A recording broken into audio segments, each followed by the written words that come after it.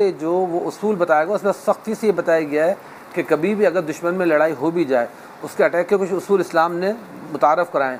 एक तो उसमें ख़वातीन पर अटैक नहीं होगा और सिविल सोसाइटी पर अटैक नहीं होगा, बूढ़ों पे नहीं होगा, बच्चों को उसमें टारगेट नहीं किया जाएगा, इवन दरख्त नहीं काटे जाएंगे, पानी वहाँ पर बर्बाद नहीं किया जाएगा। बहुत सारी चीज़ें बताएंगी। ये तो मैंने मोटे मोटे पॉइंट्स बता दिए। बाकी जो जंगी है उन्हीं से जंग की जाएगी। आप अभी उनसे कॉमन से सवाल कर रही थी ख़वातीन के हवाले से, तो हमारी तो हिस्ट्री के अंदर ये मिलता है कि ख़वातीन भी अगर कभी जंग में शामिल हुई हैं तो उन्होंने अपनी खिदमात भी अंजाम दी हैं। पानी पिलाना, मरहम पट्टी करना और इसी तरह हौसला अफजाई करना। ख़ुद जो करबला में हुआ हज़रत बीबी ज़ैनब का वाक़या हमारे लिए पूरी हिम्मत वाला एक बायस बनता है, लेकिन वो लोग भी अमन का पैगाम लेकर गए थे।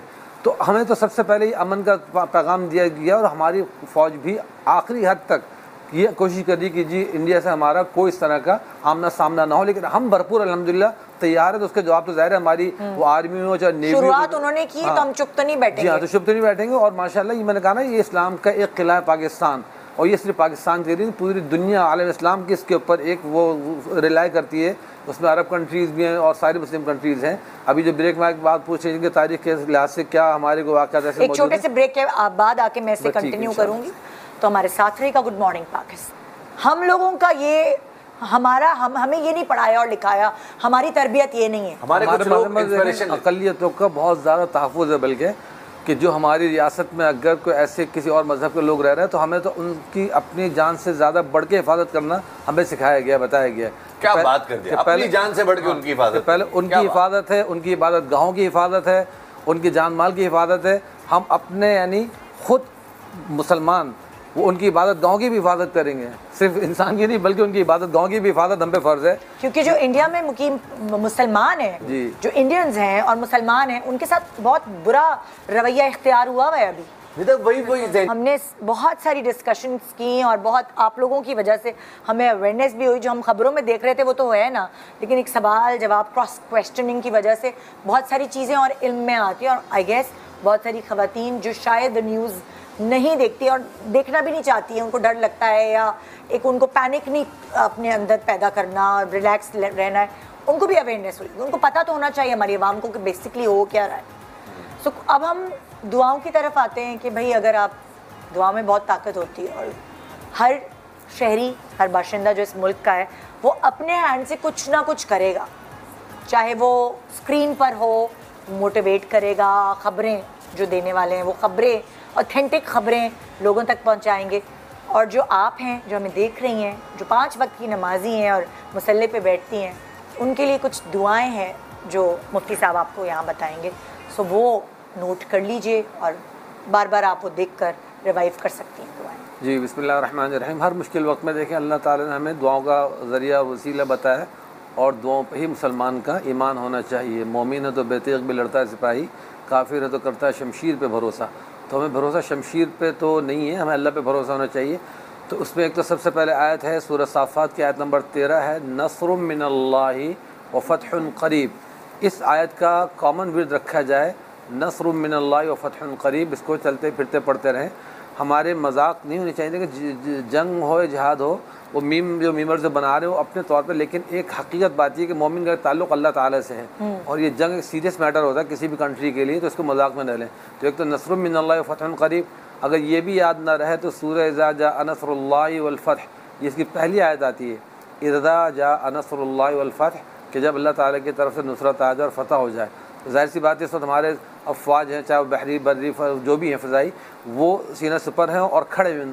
हमारा कोई खुदा न खासा जानी नुकसान न कल हो गया, मस्जिद की शहादत हुई, बच्ची की शहादत हुई, चीज़ें सारी, और मस्जिद पर अटैक इसलिए किया गया ताकि मुसलमान इश्तिआल में आए, फिर उनकी खाना जंगी फैले और आपस में लड़ना शुरू हो जाए दीगर अक़लियतों से।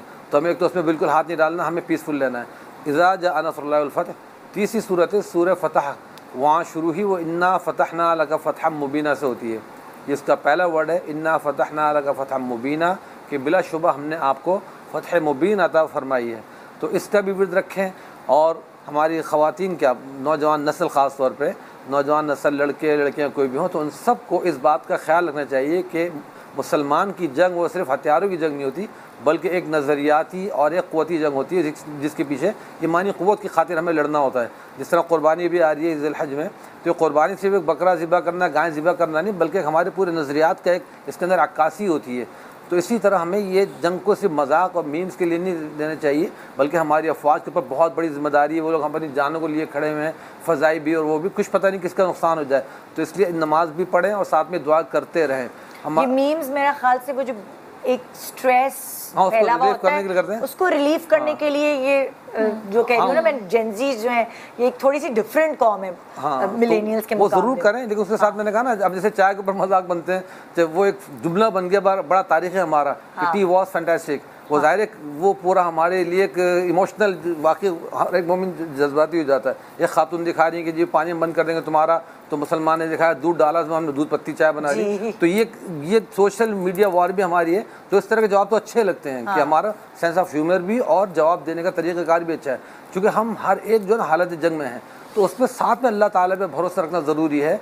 हमारे इस वक्त जो है ना वो खुद सिंध के फ़ातह जो हैं हमारे मोहम्मद बिन कासिम, वो एक ख़ातून की इज़्ज़त की हिफाजत के लिए वहाँ से चले आए थे पूरा लश्कर लेकर, कि उन्होंने यहाँ से निदा दी थी, आवाज़ दी थी, तो वो उसकी आवाज़ के ऊपर यहाँ पे उसकी इज़्ज़त को महफूज करने आए थे, और फिर अल्लाह पाक ने इसको बाबुल इस्लाम बनाया।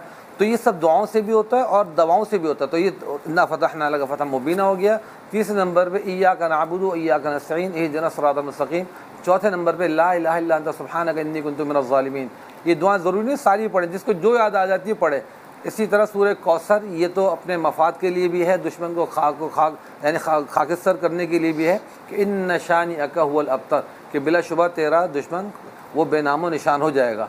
तो इस वक्त हम सब कौम के लोग भी, हमारी अफवाज भी, वो ज़ाहिर है कि उनके लिए हमें जो फ़ौजी लड़ रहे हैं, जा रहे हैं आगे, उनकी जान को भी ख़तरा, उनकी भी फैमिलीज़ होती हैं। तो हिफाजत अपनी जगह ज़रूरी है, उनकी हिफाजत के लिए हम दुआ भी करें कि अल्लाह ताला हमारे फ़ज़ाइया वालों को, बहरी बर्री वाले सारे फ़ौजियों को, हमारी तमाम की तमाम सरहदों की हिफाजत फरमाए, और जो शहीद होगा अल्लाह ताला उनको बुलंद दर्जात अता फरमाए। आमीन आमीन आमीन। मुफ्ती साहब की तमाम बातों में यकीन करें कोई रत्ती बराबर भी शक की गुंजाइश नहीं। बस सिर्फ एक चीज़ मैं वजाहत करना चाहूँगा यहाँ पे कि बरे सग़ीर पाक व हिंद में पहला मुसलमान और पहली इस्लामी मस्जिद आका अलैहिस्सलाम की हयात मुबारक में ही बन गई थी।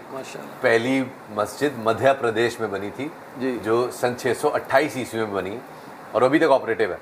और उसी ज़माने में अरब ताजिर जो हैं, ये मालाबार आइलैंड जो कि अब लक्षद्वीप आइलैंड्स कहलाते हैं, वहाँ की पूरी आबादी जो थी वो रसूलुल्लाह की ज़िंदगी में मुसलमान हो चुकी थी, वफ़द गया था, और तभी ये लोग यहाँ पे मुसलमान मौजूद थे। भी कुछ कहना चाहोगे हम?